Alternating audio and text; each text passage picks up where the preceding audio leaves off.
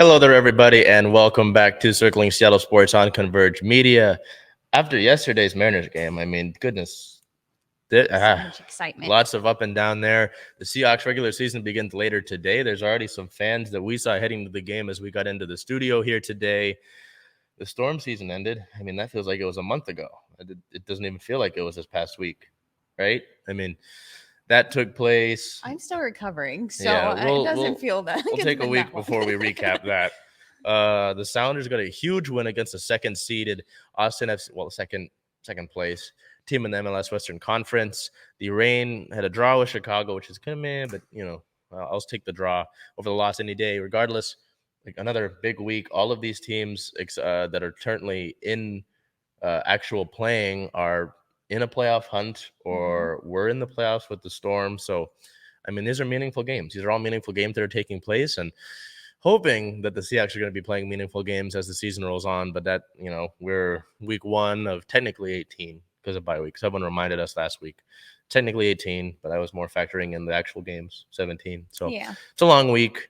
It all starts with a big matchup. And, Bel, why don't we just kind of get into our Seahawks as we are preparing for Monday Night Football tonight? Yeah. So, of course, as we all probably know, Russell Wilson is in town for tonight's matchup against the Denver Broncos.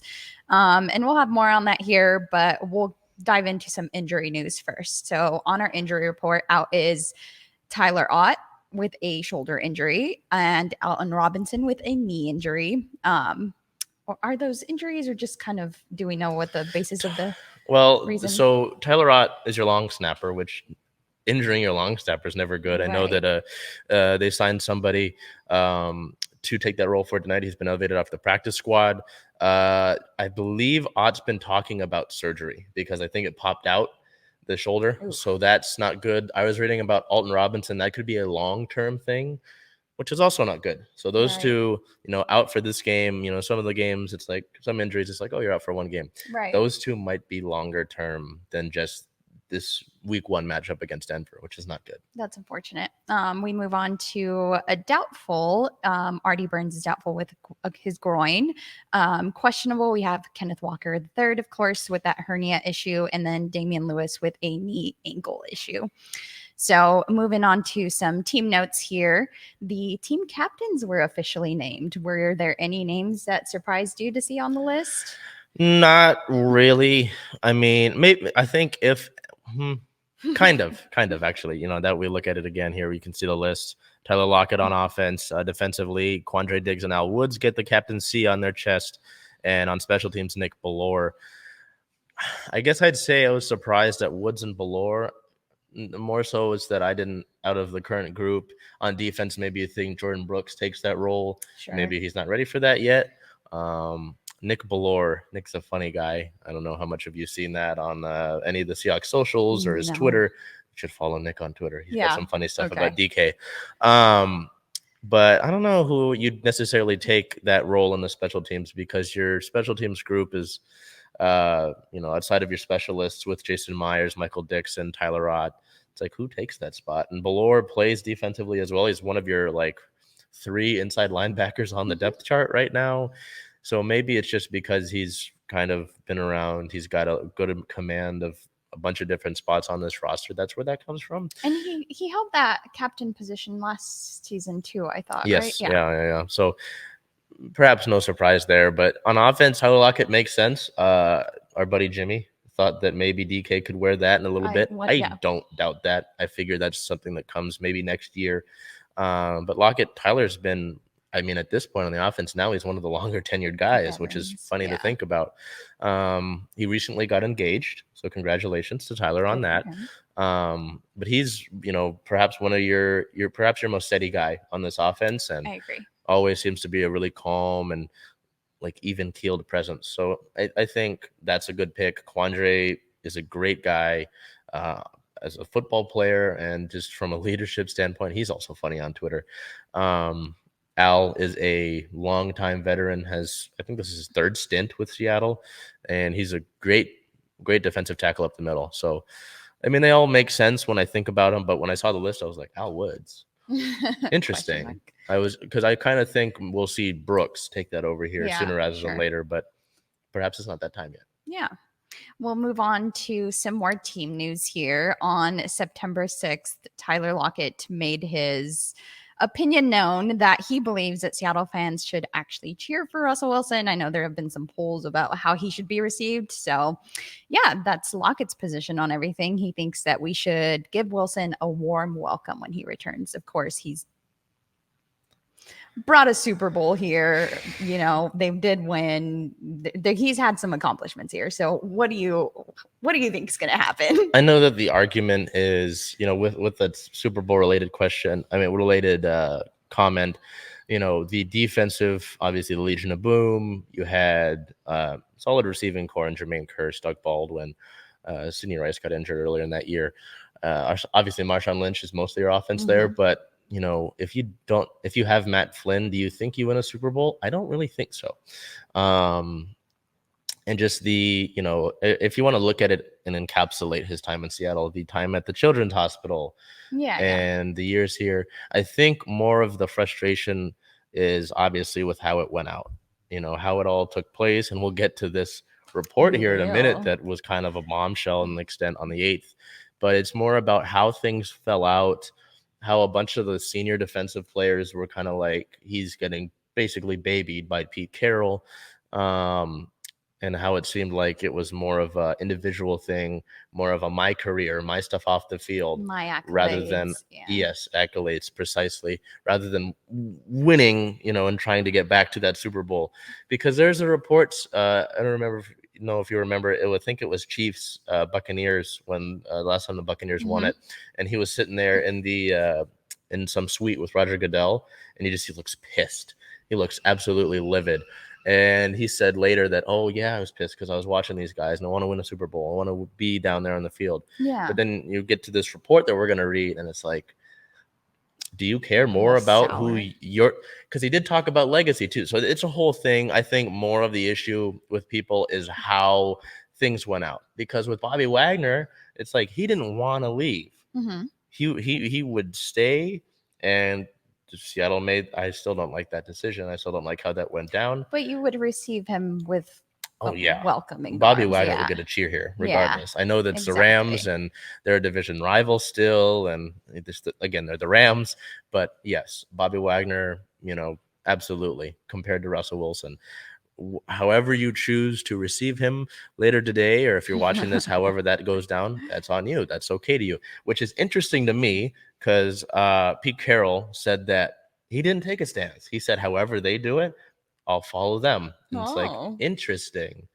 But so we'll get to that. I know Pete said something else here we'll look at. And then there's the fallout, which again, to me was kind of eye-opening because I remember we were here. There were the reports the week of the draft that he wasn't getting traded. He said he wasn't getting traded. John Schneider said he wasn't getting traded. And I look wrong. You know, I got some Niner fans in the comments. I mean, how's Trey Lance doing? I don't know. He's not doing too week well. One didn't look good. But I mean, you're gonna be wrong in this business, you know. But it was, I don't know. It's interesting how it all went down. I'm just, you know, we'll see how that goes. Anyway, I'm rambling on. Yeah. So as you mentioned, Pete Carroll did make a comment about the team and where it stands. And he believes that the Seahawks can be a 10-win team still. So what are your opinions, or how do you think the season goes? No, not 10 wins. I think at most you get 7 to 8. Okay. That's my bar, is 7 to 8. I'm not, because what in betting, that's like 7.5. 10, no. I don't think that's a possibility. I know we were going to look through the season here, but if we just look at this you play Atlanta. Atlanta's got a bad roster. I know they had a lead over the Saints and they blew that lead. It's typical Atlanta fashion, as we'll get to the Mariners segment here later on in the show. But I mean, you look at this, you do play that New Orleans team, you play the Niners twice, and the division games, none of those teams are easy. LA, yeah, okay, you play the Chiefs. Ooh. Not so that's a loss there. The Jets, sure you could take that one. The Panthers, not too sure. They gave the Browns a good fight. You play the Raiders. That's a good roster too. And they pushed the Chargers. I thought that the Chargers had that one and they were able to come back a bit. Oh, I see. That Buccaneers game in Munich. It's Tom Brady. You know, how much are you going to say with Tom Brady? The Giants, you can beat Saquon Barkley. They had a were they the ones that had the comeback win yesterday? One of them. They did come back. Yeah. They did come back. You play that Chargers team. You play the Saints. Probably could beat the Lions, but the Lions are going to be scrappy. Scrappy. So yesterday. I don't think you can beat 10 wins. I personally. Well, I was gonna be more on the hopeful side, and I was gonna possibly agree with Pete. But after going through the schedule, I think Chargers, we'll wait to see how Bucks. week 1 goes in this matchup before to really gauge where the team is at. That's a good point. Yeah. That's a good point. Because again, with preseason, you know, you're seeing obviously it was like, okay, there's some wide receivers that need to figure things out. There's the quarterback situation, obviously. So yeah, I'm sure by the time we get to a week 2 or 3, you'll see, you know, a bunch of guys who weren't playing. We didn't see Jordan Brooks at all in the preseason, or Kenneth Walker, little to no Rashad Penny. Right. So it's like you haven't really seen the full squad yet. And again, with this Denver game tonight, I said it last week, I believe, Pete Carroll gets up for these games. He typically gets his teams up for the big games. And I was thinking about this before we headed to the studio today. How much of that was Russell Wilson also getting into the big game? Or was it just Pete Carroll getting the whole group ready? You know, you think about through the years, the teams that this team beat the Chiefs back in 2018, a good Chiefs team. Beat the Patriots on the road a few years ago, which probably shouldn't have won that game. There's a lot of games that it's like you probably shouldn't have been in that contest, and you were able to stay in it. And so I am curious. I think they'll be in it. I don't think this is going to be anywhere near a blowout. I don't think it's a one possession game, win or lose. I'm not going to guarantee a win, but it's going to be a one possession game. I think they're really going to stay in it. All right. Let's hope you're right. Really. We'll move on to that Russell Wilson news that you were talking about and just the fallout that we've been hearing about in the last few days. Russell Wilson did confirm that the team tried to trade him a couple of times prior to his Denver move. Wilson was livid about the Seahawks and Pete Carroll not doing enough to help him get MVP honors, an award Wilson wanted badly to win. So that's that individual portion and that individual accolades that he was concerned about that you mentioned. And it's interesting because when big time players do win these awards, they say that it's, you know, it's only a part of what they do, and it's individual accolades are great, but they are still working on that bigger goal. So it's kind of interesting to hear the opposite, that you're like focusing on that individual goal rather than the team goal. Yeah, again, we're still in baseball season. So when Ty wasn't named the starter at the All-Star game, it was, you know, this would have been great. But at the end of the day, we're still chasing something bigger. Right. So yeah, hearing about that, because I don't know if I've told you this story, or the stories, I don't know if we said it during the podcast, but the reason Circling SattleSport started was because of that, like 2019, 2020 season. 2019 to 2020. Russell was having a great beginning of the year, and he wasn't getting enough talk about an MVP candidate. And so it was after that win against the 49ers on the road. I think Myers nailed a kick to win the game. And it was a fallout. If you go to the very first episode of the podcast, it was about that game. Okay. And it was just kind of like, I wasn't happy with the national media for not giving him enough of a spotlight. And so it's just really interesting to see that tie. But yeah, knowing that it was like, there was also a report that Super Bowl 49 Wilson called an audible out of a run play to throw that interception. He called an audible. There's a report. That's a report. I'm not confirming that. But so just stuff like that. It's selfish. At the end of the day, it's selfish. Yes. You know. Yes, it is. And there's more comments on here that, you know, pissed off his teammates, stuff like that. It's not good. I mean, it's really interesting to see this all. Yeah, and looking here, he was unhappy that the Seahawks scouted quarterbacks such as Mahomes and Allen. General manager John Schneider likely would have selected Mahomes had he been available late in round one.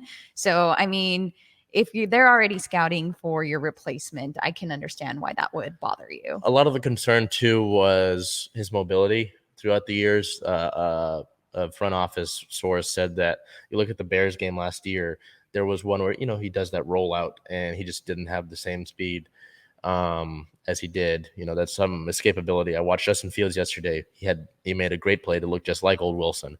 But also part of this with Schneider and Carroll was that, how they always say, we leave no stone unturned. They're always in on everything. That was kind of the thought behind it.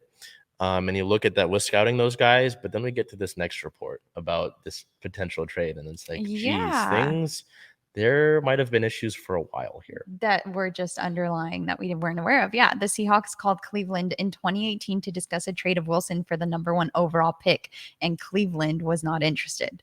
So, and then moving on here, Wilson's public comments about wanting the team to invest in O-line angered Dwayne Brown and other teammates.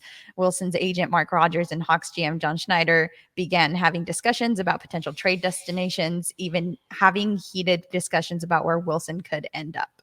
So there's a lot of backstory here. Moving on to some more of it. In a 2017 story, Seahawks defenders grew resentful in later years over their belief that Carroll gave Wilson preferential treatment.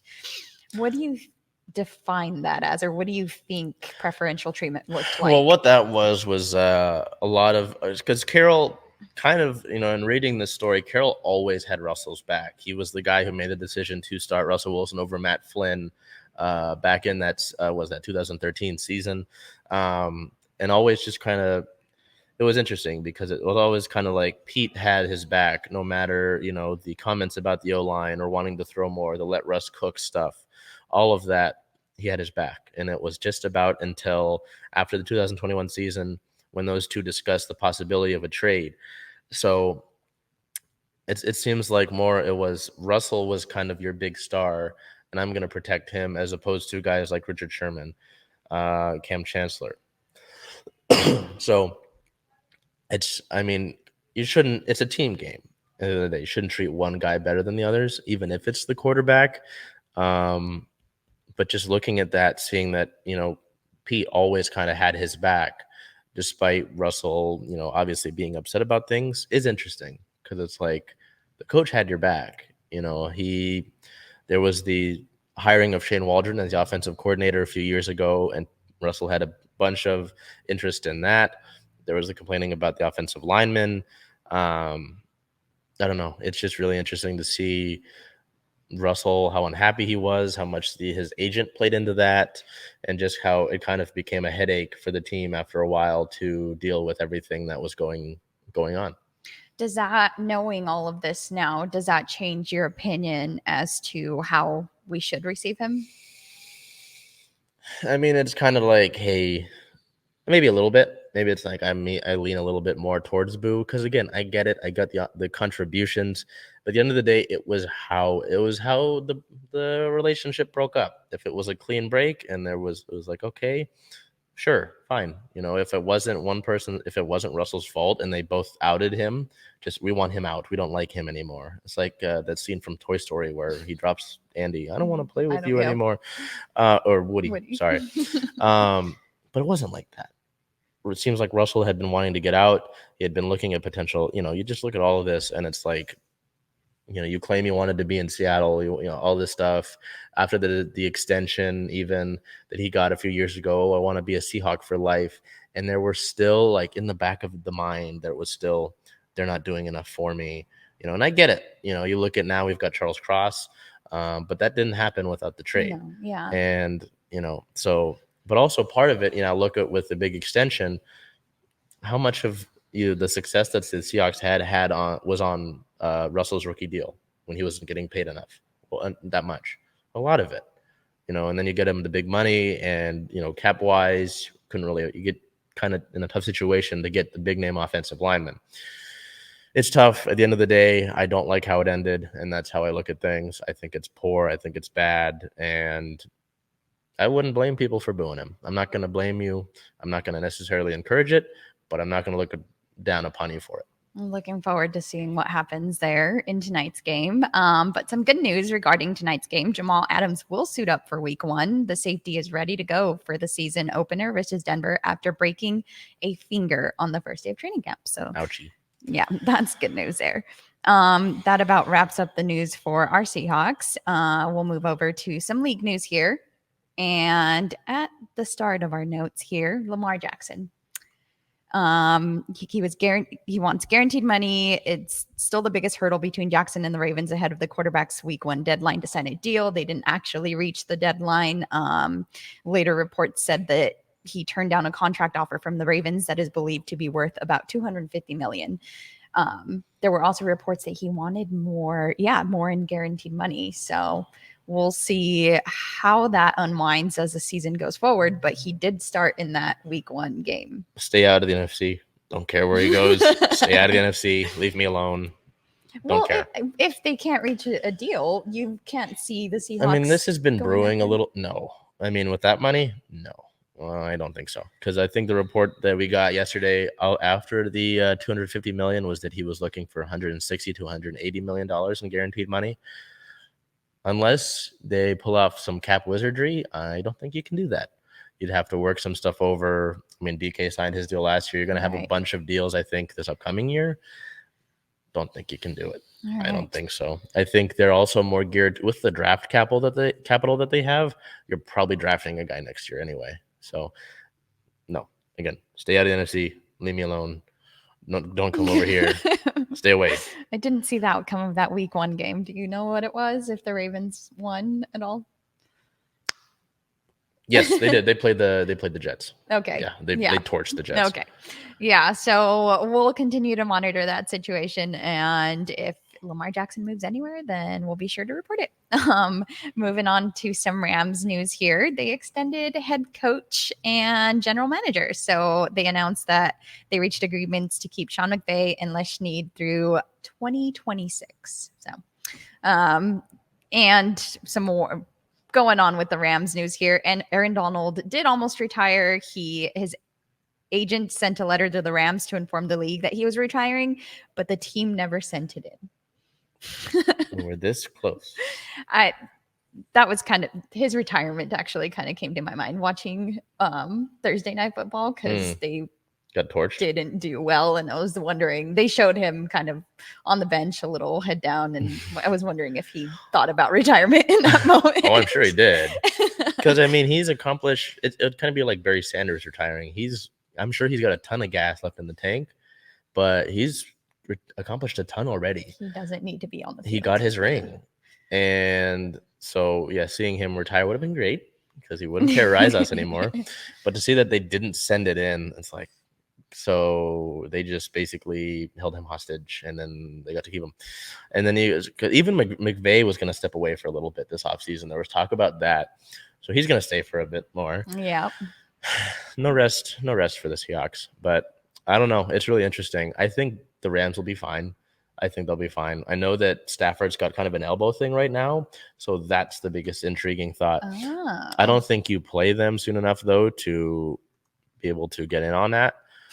I mean, if with these division games, I'll take what you can get, especially against the Rams with the roster they have. They could still add OBJ. He's still a free agent. He's still kind of like picking and choosing. He's like, oh, I'm the belle of the ball. Pick me. Don't know what he's going to do. As to where he should go. Buffalo? Oh, goodness. Can you imagine that? Oh, yeah. We don't play them until December, so probably not. Yep. He'll be healed by then. Probably. That about wraps up our football category here. Of course, we're looking at tonight's game, and we'll have more to report on the outcome of that next week. So, as well as technically the 49ers game is this weekend. So we've kind of got to, because we're covering this because we're here on Mondays, we release a show on Mondays. The game will take place, an hour after our show. And then Sunday, the Seahawks play the Niners. So we'll have coverage of 2 games That's for you, exciting. which is a little bit big. So, again, look at that. The Niners game on the 18th is a 1:15 kickoff time.